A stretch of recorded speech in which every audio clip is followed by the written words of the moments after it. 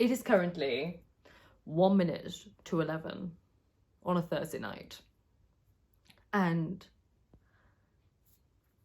I have just a bit of a thought.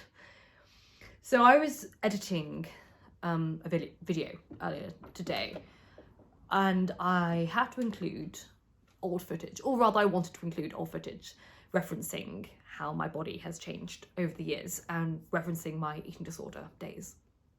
And to do so, I had to go back in the vaults on my other channel. Now, I've been making videos on YouTube since I was 18 years old. It goes back, my first video is the 10th of June, 2011. So we're going back 13 years. She's 18. And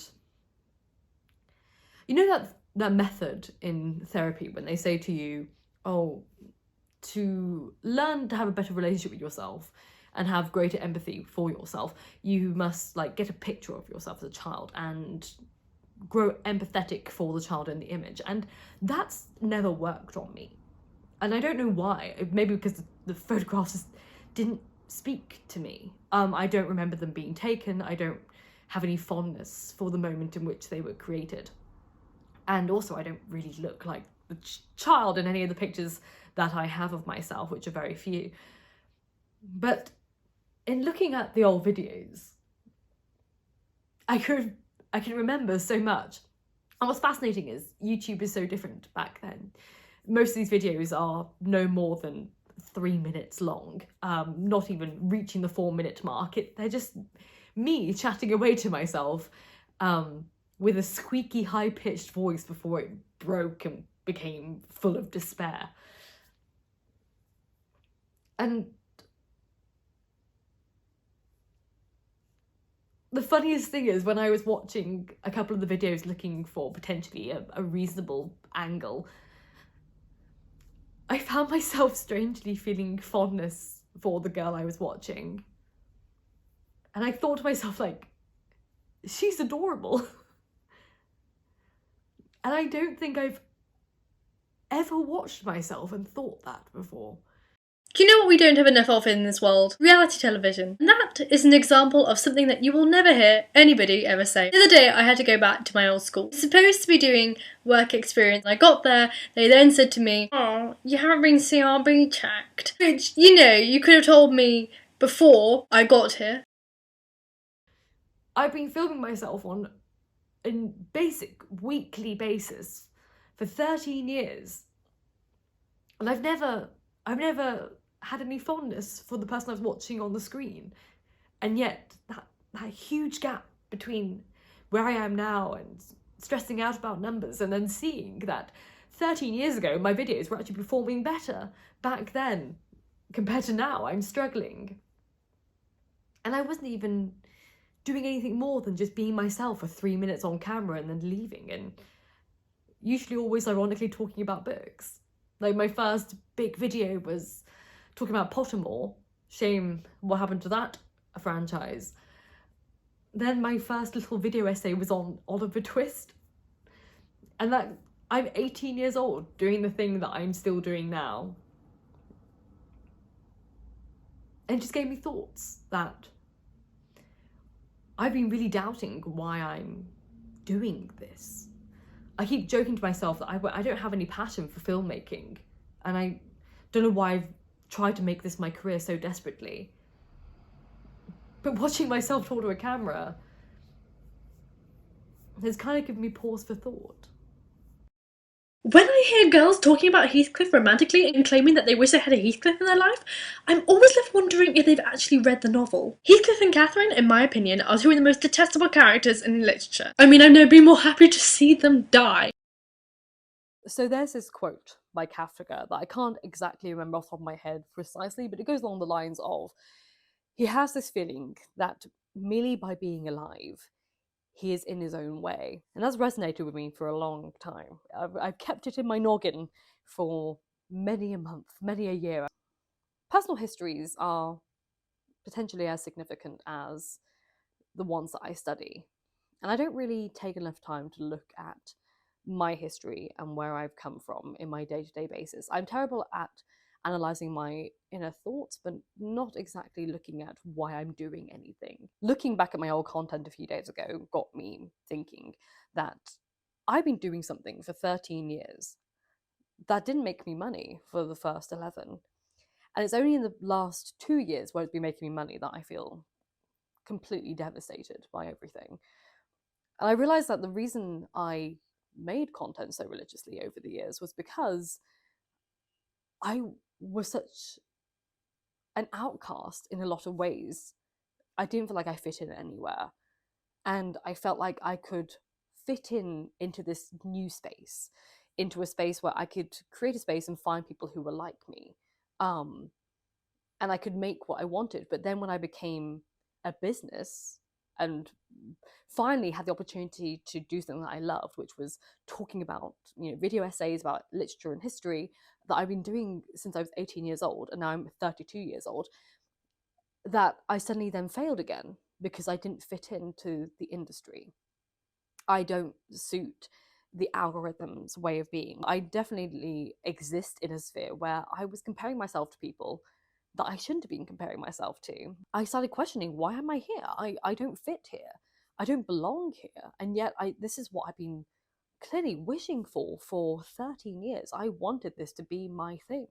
I wanted to be able to make essays and talk about literature and history online for over a decade, and yet here I am, and I'm fumbling it. Less than 5% of my audience is now watching my videos because I've messed it up somehow. How did I mess up something this good? Like, there couldn't be a bigger fool in the universe than I. And then I realized it's because I'm not being genuine. I lost my passion for being here because I was trying to be successful and not be me. And I was looking at formulas of how, what successful shorts exist and how they are formulated, and what personalities there are online, and how are they popular and why are they popular, and topics that are trending and jumping on the bandwagon. And I resented all of it. I didn't enjoy being in the space. And it's so interesting, YouTube was that one consistent social media that I thought I really enjoyed. But over the past couple of years, whilst I've been trying to deem what was successful, I have found myself resenting this platform. I didn't want to be successful on here. Like, nothing was inspiring. And I realized it's because I was focusing more on content creation than what I wanted to do. I realized that I wasn't reading books anymore because I was looking at what was trending and then trying to research according to the trends, and it wasn't an organic discovery for me. Like, what I find interesting isn't what trends all the time, and what would be, a good short is not how I would exist in this world and how I would perform in this world. And I thought maybe I should just quit. And then I thought, no, this has been going on too long for you to give up now. I have loved the community that I have managed to find on here. I don't believe I've built anything. I believe people have built things around me. People have found the content. You guys have found the content and built a little village that has been my home for coming up to 13 years. And I can't leave that because I'm going to still be lost in the real world. And for me to leave would be to go against what I've been working for 13 years. So what I've realized I have to do is I have to play the system a bit, but without selling my soul. So for those of you who are not interested in these more chatty videos, do not fear. This is my last ever chatty video on this channel because it doesn't work algorithmically for me to be a chatty person and chat about my life and things like that. But what I have done is a play on my existence. So this video channel is the Lady of the Library that you're watching now. And it's going to be purely little mini video essays that I know trend and TikTok trends and all that jazz, shorts that would work for me so I can make more content on a regular basis that I enjoy and not have to worry about it being successful. Because I realize that the more I'm conscious of it not being successful or not being trendable, I'm just not making anything, which is then failing my business anyway. I'd rather produce more content than produce a finite amount of content in the hopes that maybe it'll be SEO friendly or catchy or trendy in some way. I'd rather make more content that I enjoy and have a lot for people to look through and hopefully have a valuable database than not at all. So this is the Lady of the Library, where I'll just talk about video essays about literature and history, and dark tales from history, ideally.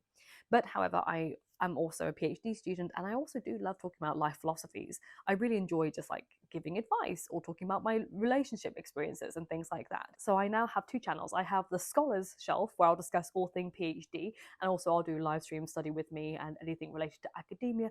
And I also have the self-help shelf of my library, which is where I just talk about life philosophies and little general just chit chats about existing as a human, because they're all things I'm interested in.